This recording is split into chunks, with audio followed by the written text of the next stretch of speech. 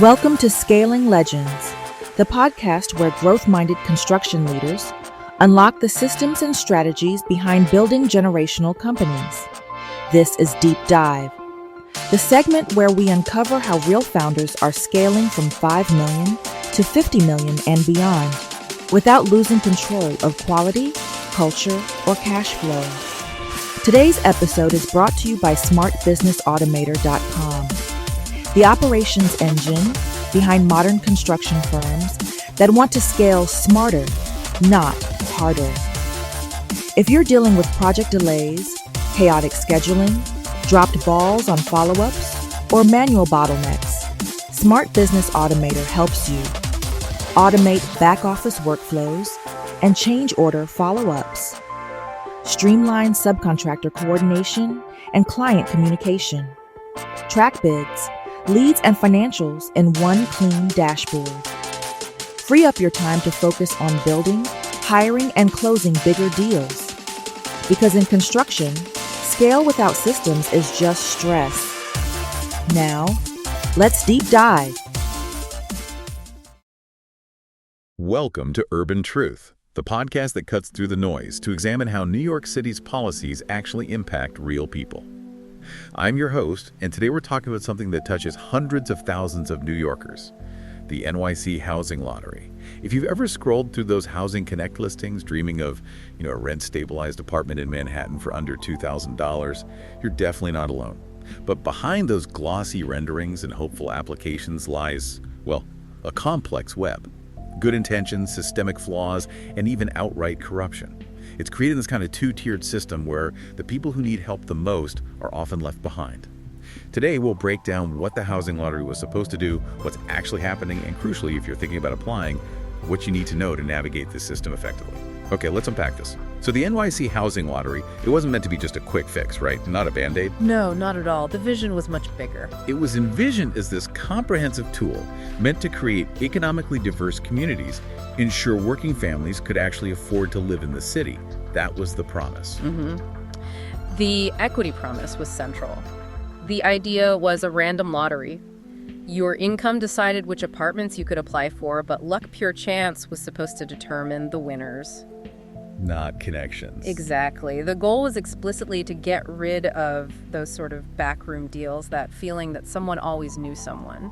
And then there was the integration piece, the integration promise. Yeah, through programs like Mandatory Inclusionary Housing or MIH. Right. So new developments, especially in those gentrifying neighborhoods, they were required to include affordable units. The idea was to stop displacement, foster real mixed income communities. That was the theory.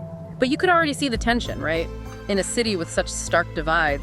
Definitely. And they also promised simplicity. Ah, yes, the simplicity promise. That brought us Housing Connect. The website. A one-stop online portal. Create your profile once, apply to multiple lotteries, supposedly much easier than the old way. Which involved stacks of paper running around. Oh, yeah. Cumbersome paper applications. It was meant to democratize access, make it easier for everyone. And developers had to be brought on board. There was a promise for them, too. Absolutely. The developer partnership promise. This involved pretty significant financial incentives. Like density bonuses. Right, letting them build bigger buildings than zoning would normally allow, plus tax breaks, sometimes huge ones. So the idea was it's a win-win. Developers build these larger, more profitable projects, and the city gets affordable units, basically, without spending taxpayer money directly. That was the theory. And the goal was ambitious. 200,000 affordable units over a decade, fair access for everyone. That was the vision. Okay, so that's the promise, the shiny brochure version. Now, the reality. Yeah, the reality is quite different. Let's look at the numbers. Recent data. We're talking 6 million applications for just 10,000 available units. 6 million for 10,000. Do the math. That's 600 people competing for every single apartment. 600 to 1. Those odds are rough. Yeah. And I bet it's not even across the board, is it? Not even close. Yeah. That's the income inequality reality. For the lowest rent apartments, the ones for folks making under, say, $30,000 a year, it's 650 applications per unit. Wow. But for the apartments aimed at people earning six figures, only 123 applications per unit. So if you're really struggling financially, you're basically 6 times less likely to win than someone who's already doing okay. That's what the data shows. It completely flips the script on who the system is actually helping most effectively. And what about that integration promise? Creating mixed communities. Well, that ran into major problems too. The segregation reality. There was a federal lawsuit, actually. Are we hearing about that? It forced the city to reduce something called community preference. It used to be 50% of units went to people already living in that community board district. Which sounds reasonable on the surface. But the lawsuit argued, successfully, that it was actually perpetuating racial segregation. It was concentrating affordable housing in already low-income, predominantly black and brown neighborhoods. While keeping affordable options out of whiter, more affluent areas. Exactly. So that preference had to be lowered down to 15%. It was a direct challenge to the idea that the system was fostering integration. So even if you beat the odds, beat the 600-to-1 odds, you win. Then what? Is it smooth sailing? Not quite. Then you hit the bureaucratic reality. Winning is just the start. Boy.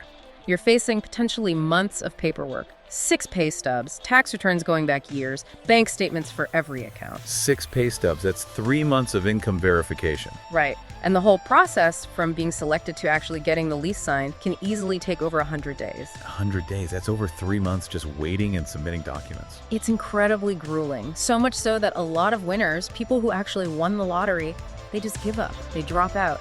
That's heartbreaking, to get that notification and then get worn down by the process itself. It really is. And then, let's say you get through that, you move in. Okay. Then you might encounter the management reality. We hear story after story about major building management issues in these lottery buildings. Like what? Things like brown water coming out of taps, elevators being broken for months on end, basic repairs taking forever. Often it seems like management only responds when tenants organize or, frankly, when the media gets involved. So you win the lottery, navigate the bureaucracy, move in, and then you might have to fight for basic services. It happens more often than you'd think. It adds another layer of stress onto what should be a moment of relief. Okay, this is pretty sobering. Systemic flaws, bureaucracy. Yep. But you mentioned corruption earlier. That takes it to another level. Yeah, let's talk about the corruption. This is where it gets really concerning. What are we seeing there? Well, remember that big NYCHA bust? The contracting corruption? February 2024? Oh yeah, that was huge news. 70 employees arrested. 70 NYCHA employees, yeah. Largest single-day bribery takedown in DOJ history, apparently. They were taking cash bribes, small amounts mostly, $500, $2,000. Pocket change almost, in the grand scheme of construction contracts. Right, but it was to steer no-bid work, small repair contracts usually, to specific contractors. Millions of dollars in contracts influenced by these small bribes. And didn't one of the DAs say something really stark about that? They did. The Brooklyn DA investigating related affordable housing issues said, and I'm quoting here, "We would have to be naive to think that these were the only apartments that were awarded through bribery. In fact, we actually believe that this was the norm, not the exception." The norm, not the exception. That's chilling. It suggests it's not just a few bad apples. It suggests a potentially systemic issue, yes.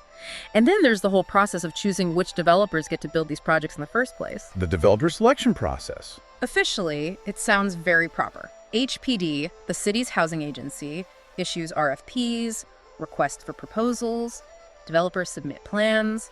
Selections are based on things like reliability, integrity, and financial capacity. Those are good on paper. But the reality can look different. There's the example of developer Peter Fine. He was actually temporarily banned from city housing programs. Why? Why? For getting free architectural work from Adolfo Carrion Jr., back when Carrion was the Bronx borough president. Okay, and Carrion is now. Mayor Adams is housing commissioner, the guy overseeing HPD. Oh. And currently, Peter Fine, the same developer, is reportedly paying lobbyists to try and get support for new projects from Commissioner Carrion. Certainly raises questions about access and influence, doesn't it? It absolutely does. And it feeds into the financial incentive problem. Yeah. The city needs developers to build this housing because they're relying on this private partnership model. So they have to make the deal sweet enough.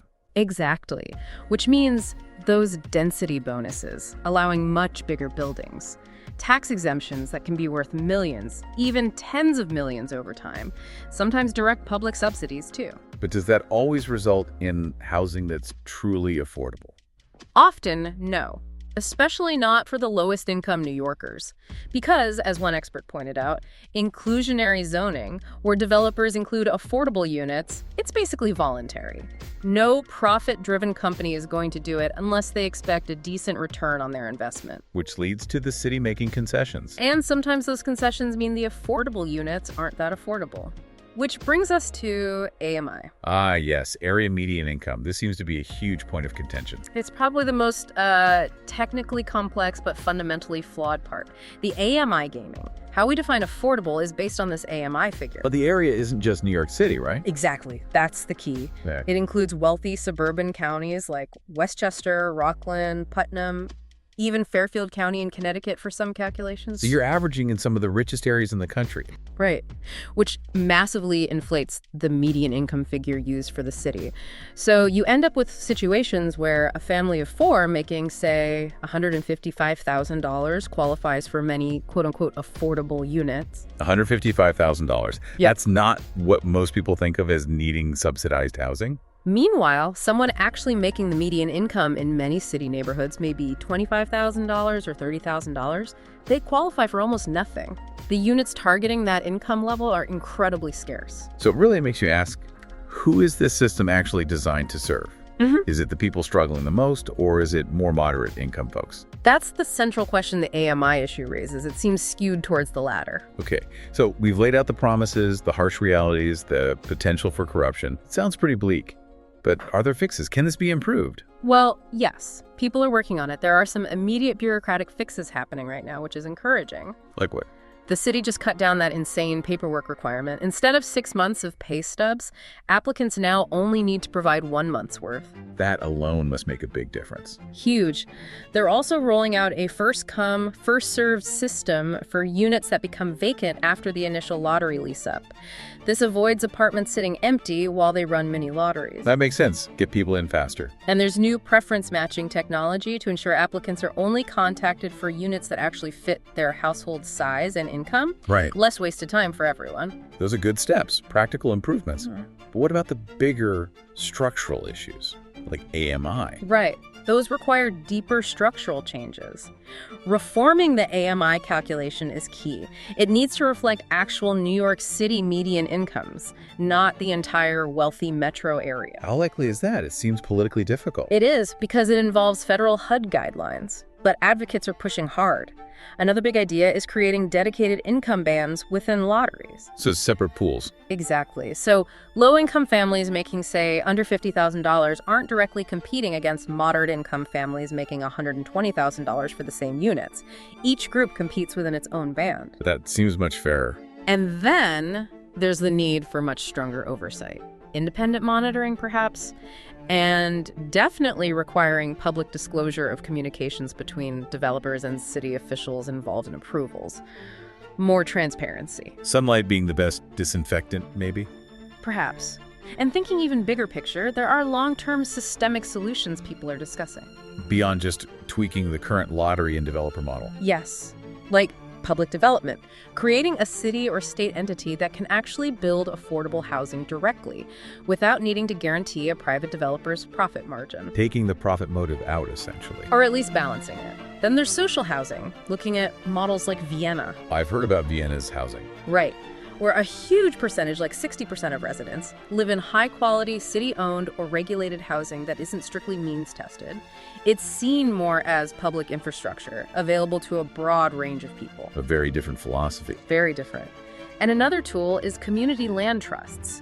Nonprofits acquire land and hold it permanently, leasing it out for affordable housing development. This keeps the land out of the speculative market forever. So the housing stays affordable permanently, not just for 30 years or whatever the deal is. That's the goal. These are bigger, more fundamental shifts being proposed. Okay, so there are ideas out there, from small tweaks to major overhauls. But for you, listening right now, maybe you're thinking of applying or you've been applying for years, what's the practical advice? Right. Let's talk application strategy. First off, apply. Apply to everything you're eligible for. It is lottery, it's random. More entries generally mean slightly better odds, even if the odds are long. Cast a wide net. Exactly. And consider focusing on outer boroughs or maybe less trendy neighborhoods. Competition can be lower there sometimes. Makes sense. Also, if you happen to qualify for moderate income lotteries, those higher AMI bands definitely apply to those too. Counterintuitively, the odds can sometimes be better because there are fewer applicants in those brackets compared to the huge demand at the lowest end. Okay, good tip. Now, the documents. You mentioned the paperwork burden. Yes, document preparation is key. Don't wait until you win the lottery. Start gathering things now, or at least know where they are. Like what specifically? Recent pay stubs have a month or two ready. Your latest tax returns, bank statements for all accounts. If you have a regular income like freelance work or gig work, document it meticulously. Keep records of everything. What about things like gifts? Good question. Gifts from family can count as income, and you need to declare it. Any income you don't declare that they find later can disqualify you, so be thorough and honest. It sounds like you need to be incredibly organized. You really do. It pays off if your log number gets called. Also, some red flags to avoid. Okay, what scams are out there? Number 1, never ever pay anyone for help applying. The application process through Housing Connect is free. City-funded nonprofits offer free help too. So anyone charging a fee is suspicious. Highly suspicious. Be very wary of lottery consultants or anyone promising they can improve your chances. They can't. It's a random lottery. They're just taking your money. Pretty much. And a technical point, do not submit multiple applications for the same lottery listing. That will get all your applications for that building disqualified. 1 per household per lottery. Got it. And maybe the most important advice. Setting realistic expectations. Manage your hopes. Exactly. The odds, especially for those deeply affordable units, are genuinely objectively terrible. It's like playing the actual lottery sometimes. So apply, but don't bank your entire future on it. Please don't. And if you do win, remember that 100-day processing time. Don't give notice on your current place or make major plans until you have the keys in your hand. Seriously. Wait till it's absolutely final. Absolutely. And one more thing, building quality varies. If you get a chance, try to research the developer or the management company listed for the building. See if they have a good or bad reputation. Do your homework if you can. Are there other avenues besides the main housing lottery? Yes, definitely look into alternative strategies. There's the Mitchell-Lama program. These are older state-subsidized affordable co-ops and rentals. They have separate wait lists, often very long, but the rents or maintenance fees can be incredibly low if you get in. Worth getting on those lists, even if it takes years. Potentially, yes. Also, HDFC co-ops. These are unique buildings, Housing Development Fund Corporation co-ops. They offer affordable home ownership opportunities, not just rentals, but they have income restrictions too. It's a different path. Owning instead of renting. Right. And finally, remember that within the main lottery system, there are often specific set-asides or preferences for certain groups, like seniors, people with disabilities, and people transitioning out of homelessness. If you fall into one of those categories, make sure you indicate that on your application. Okay, that's really helpful practical advice. Stepping back again, though, this whole system, the lottery, it feels like a symptom, doesn't it, of something bigger? Oh, absolutely. It connects directly to the broader NYC housing shortage. You can't separate the two. The vacancy rate numbers are shocking. They really are. Citywide, the overall rental vacancy rate is about 1.4%. That's considered a crisis level. And for apartments renting under $2,400 a month, it's less than 1%. Less than 1% vacancy for affordable places. Basically, nothing is available. When housing is that scarce, any system you use to allocate the few available units is going to feel unfair, and it's going to be intensely competitive. The lottery is just trying to manage that scarcity. But despite all the flaws we've talked about, it is creating some housing, right? Yes, we have to acknowledge that. Over 10,000 new affordable apartments came online through the lottery system in the last year alone. That's 10,000 families who got stable, rent-regulated housing. That's not insignificant. It is making a difference for those individuals. It's a real lifeline for the people who win. A life-changing opportunity for many, but politically, the system is interesting. How so? Well, generating those 6 million applications, that immense visible demand, It actually provides a kind of political cover for elected officials. How does that work? They can point to the lottery winners, hold press conferences, showcase the success stories, and say, look, we're doing something about affordable housing. While maybe avoiding tougher conversations. Exactly. While avoiding the much harder, more politically fraught conversations about things like fundamental zoning reform across the city, massive public investment in housing, or tackling that really basic question: should housing be treated primarily as a market commodity, or is it a fundamental human right the government has a duty to ensure? The lottery lets them focus on allocation, not necessarily on fundamentally increasing the supply or changing the market dynamics. So wrapping this up, the NYC Housing Lottery, it's a strange mix, isn't it? It really is. It embodies both the best intentions and maybe some of the worst outcomes of American housing policy. Built on good ideas, opportunity, integration, preventing displacement. Yeah, the promises were admirable, but the implementation. Yeah. Well, we've seen how it often ends up serving moderate income families better than the poorest families, how it sometimes reinforced segregation instead of fixing it. And how it created these openings for bureaucratic nightmares and even outright corruption. All of that is true. But my advice to listeners, if you're applying, keep applying. Don't give up entirely. Don't give up. The system has deep flaws, yes, but thousands of people do win every year. They get these life-changing housing opportunities. Just go into it with your eyes open, understand the odds, the process, the potential pitfalls. And for everyone else, the voters. Remember, housing policy is overwhelmingly local policy. Your city council member, your borough president, the mayor, these are the people making the decisions about zoning, about investment, about how these programs run. They're on your ballot. So pay attention. Pay attention. The housing crisis won't be solved just by tweaking the lottery. It needs political leaders who are willing to make genuinely hard choices about how land is used, where money is invested, and ultimately, who gets to afford to live in New York City. That's all for today's deep dive.